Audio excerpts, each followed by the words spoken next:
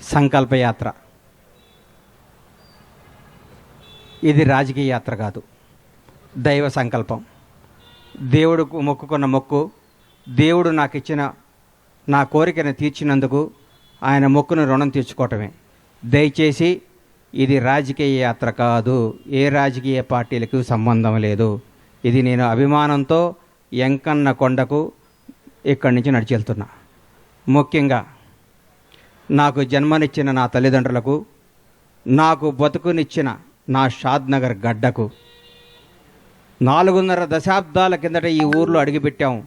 మామూలు కుటుంబంగా అడుగుపెట్టిన మాకు ఈ స్థాయి, ఈ స్టేటస్, ఈ అంతస్తు ఇచ్చిన ఈ షాద్నగర్ గడ్డ ఈ ప్రపంచంలో నాకు ఎంత ఇష్టమైన గడ్డ.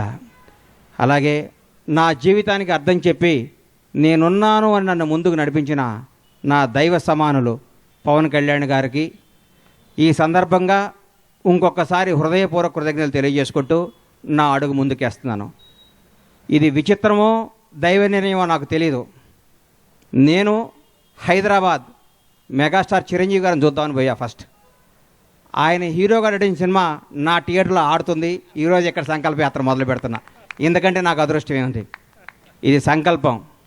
ఓ రోజు ఉదయాన్నే 4 4:30 నేను నిద్రలేసే అలవాటు. లేవంగానే నా ఫోన్ చూస్తే నంద్యాలలో చంద్రబాబు నాయుడు గారు అరెస్ట్ చేస్తున్నారు అని చెప్పారు. షాక్ అయిపోయాను. ఇదేంద్రా నాయన చంద్రబాబు గారిని అరెస్ట్ చేయటమని. నేను అనుకున్నాను చంద్రబాబు గారిని గుంటూరు తీసుకొస్తారు, అక్కడ బెయిల్ ఇస్తారు. బెయిల్ ఇచ్చినాక ఒక నాయకుడు 15 ఏళ్ల పాటు ముఖ్యమంత్రిగా చేసిన మహోన్నత వ్యక్తి, 40 ఏళ్ల సుదీర్ఘ రాజకీయ జీవితం కలిగిన వ్యక్తి, ప్రపంచవ్యాప్తంగా తెలుగు వాడికి గుర్తింపు తీసుకున్న మహోన్నత శక్తి, ఆయనకి ఎందుకు జరుగుద్దులే అనుకున్నాను. సాయంత్రం వరకు ఆ నిద్రాహారాలు మాని చూస్తూ ఉన్నాను, ఎప్పుడు వస్తుందని. రాంగాలే ఆయన జైలుకి పంపిస్తున్నామన్నారు. అప్పుడు కూడా మనసును చంపుకున్నాను.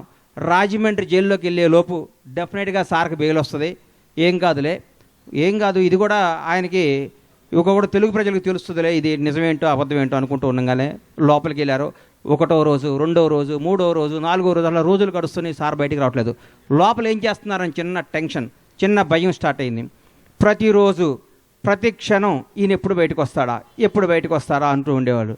ప్రతిరోజు నేను అందరితో మాట్లాడుతూ ఉంటే నేను ప్రతిరోజు వాయిదా ఉన్నప్పుడల్లా సుప్రీంకోర్టుకి వెళ్ళటం జరిగేది. ఎందుకు? అందరికంటే ఆ తీపి వార్త, ఆ మంచి వార్త, సార్కి బెయిల్ వచ్చింది అన్న మాట నేనే వినాలి ఫస్ట్ అన్న స్వార్థంతో ప్రతిరోజు ఢిల్లీ వెళ్ళి కూర్చుంటూ ఉండేవాడిని. ఢిల్లీ వెళ్ళి కూర్చుంటే ఒకరోజు కంపల్సరీ ఈయనకి బెయిల్ వస్తుంది, అందరూ హ్యాపీగా ఉండండి అందరం అనుకోవటం జరిగింది. మాట్లాడుకున్నాం. ఆ రోజు మా శివాజీకి చెప్పాను, శివయ్య ఈసారి సార్కి బెయిల్ వచ్చేస్తుంది, ఇంకా హ్యాపీ, ఇంకా ఏం కాదంటే మనాడు అన్న రోజు మా వాడు నీది యథార్థవాదే లోక విరోధి, వాడు యథార్థాలు మాట్లాడతాడు కాబట్టి మా తమ్ముడు ఎప్పుడు లోకానికి విరోధి అవుతుంటాడు. ఎవడు ఏమనుకున్నా, ఎవరు ఎన్ని అనుకున్నా, ఏదనుకున్నా మా వాడు స్టైల్ మారదు, మా వాడు పందా మారదు. ఇది ఏం చెప్పిందో అదే మాట్లాడతాడు. మనస్సాక్షినే మాట్లాడే వ్యక్తి శివాజీనే మాట్లాడుకున్నాను. ఎల్లంగాలే జడ్జి గారి ముందు కూర్చున్నాను.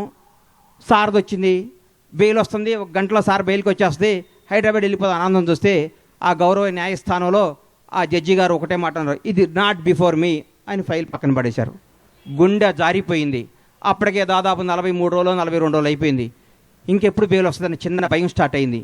నడుచుకుంటూ బయటకు వచ్చాను. ఆకాశం వైపు చూశాను. 7 కొండల వాడు కనపడ్డాడు. అయ్యా, మానవ మాత్రులు ఇది చేసే పనిలా కనిపిస్తలేదు. 7 కొండల వాడా, చంద్రన్నని ప్రాణాలతో బయటికి తీసుకురా. భగవంతుడు సాక్షిగా చెప్తున్నా, చంద్రన్నను బయటకు ప్రాణాలతో తీసుకురా.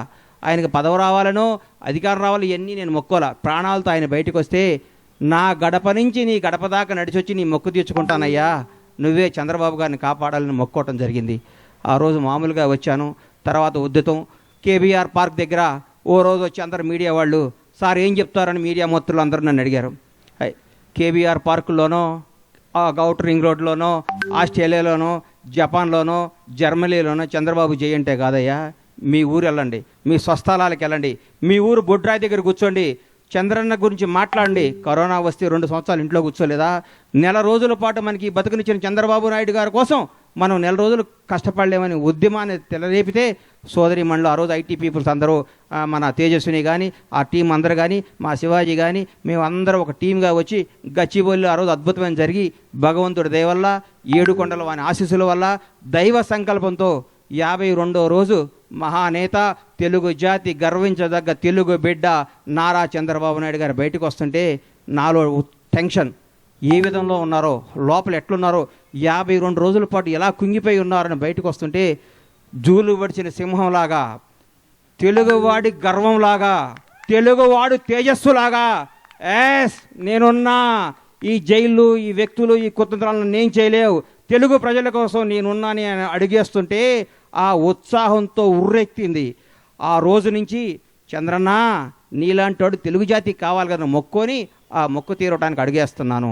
ఇది రాజకీయ యాత్ర కాదు, ఇది దయచేసి రాజకీయంగా కానీ కాంట్రవర్సీగా చూడొద్దని చేతులెత్తి నమస్కరిస్తూ మీకు తెలియజేసుకుంటూ ఈ యాత్ర విజయవంతం కావాలని, ఈ యాత్ర ద్వారా ఏడుకొండల వాడు ఆశీస్సులు పొందాలని, నాతో పాటు నా అడుగు ప్రతి చంద్రబాబు అభిమాని అడుగుది, ప్రతి తెలుగువాడి అభిమానం అడిగిది.